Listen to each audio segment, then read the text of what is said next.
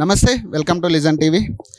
నిన్న స్మిత అగర్వాల్ ఐఏఎస్ ఏదైతే వ్యాఖ్యలు చేసిందో నిజంగా కూడా ప్రతి ఒక్కళ్ళు కూడా ఖండించాల్సిన అంశం. ప్రతి మీడియా తరపు నుంచి కూడా మేము కూడా ఖండిస్తున్నాం దానికి. ప్రస్తుతం మనతో పాటు సోషల్ యాక్టివిస్ట్ కొప్పుల వసుంధర గారు ఉన్నారు. ఆవిడతో మాట్లాడదాం, దీని గురించి ఆవిడ ఎలా రెస్పాండ్ అవుతారు ఇవన్నీ కూడా తెలుసుకుందాం. చెప్పాలంటే ఒక ఐఏఎస్ అధికారి ఇట్లా రెస్పాండ్ అవ్వడం, అందులోనూ ఇప్పుడిప్పుడే బయటకు వచ్చి కొన్ని సెక్టార్స్లో ఎదుగుతున్న పరిస్థితి దివ్యాంగులు కూడా, మరి దీన్ని ఎట్లా చూడాలి?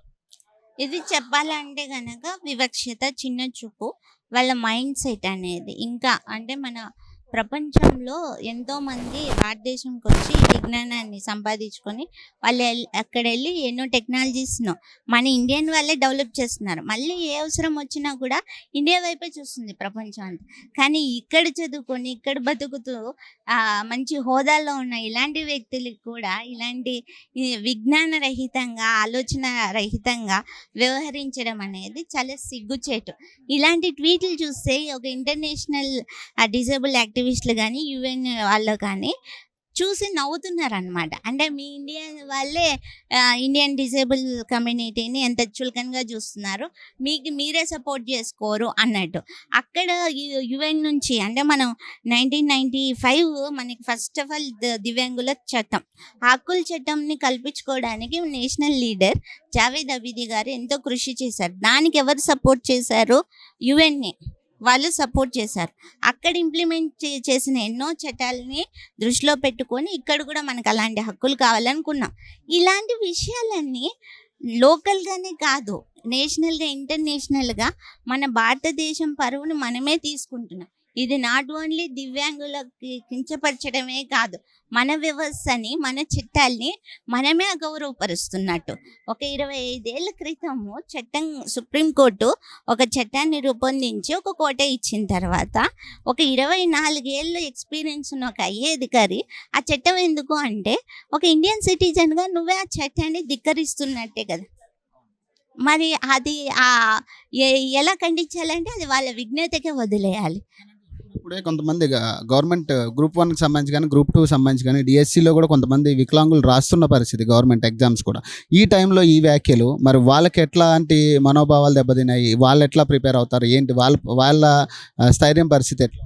ఇప్పుడు పోస్ట్పోన్లు అవుతున్నాయి, ఈ అవకతవకలు జరుగుతున్నాయి.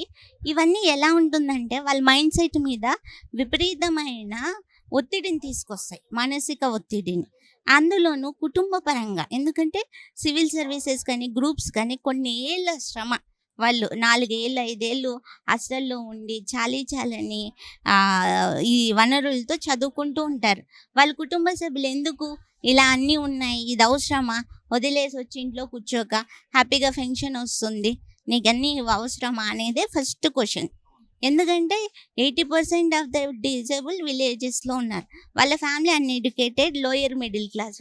వాళ్ళకేం తెలుసండి ఇవన్నీ? వాళ్ళు ఓన్లీ స్టేట్మెంటే చూస్తారు. ఇప్పటికే ఇది కొన్ని లక్షల మందికి రీచ్ అయ్యింది. ఎట్లా దాన్ని జరిగిన నష్టాన్ని ఆమె పూర్తి చేస్తుంది?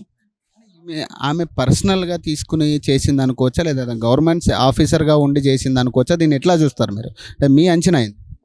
ఇది ఎలా దీనికి ఒక రాజకీయ ఎజెండా ఉండొచ్చు, ఆమెకి ఒక వ్యక్తిగతమైన పొలిటికల్ ఎజెండా ఉండొచ్చు. రేపు ఆమె ఎలాంటి స్టెప్ అయినా తీసుకోవచ్చు, దాంతో మాకు సంబంధం లేదు. ఆమె మమ్మల్ని డైరెక్ట్గా దివ్యాంగుల కమ్యూనిటీని కించపరిచింది, అందులో చట్టాన్ని వ్యతిరేకించింది.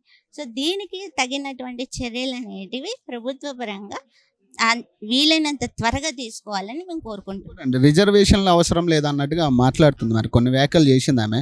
పైలట్గా వీళ్ళని తీసుకుంటారా మరి, లేదంటే మరి ఈ రిజర్వేషన్లు అన్నీ వీళ్ళకి ఎందుకు అన్నట్టుగా ఆమె వ్యాఖ్యలు జరుగుతున్నాయి. మరి ఒక ఐఏఎస్ ఉన్నతాధికారి, కింద స్థాయి వాళ్ళకి ఇంకా చెప్పాల్సిన వ్యక్తి, మరి ప్రజలకు ఇంకా సమాధానం చెప్పాల్సిన వ్యక్తి మరి ఆ రకంగా మాట్లాడడం ఎట్లా చూడాలి?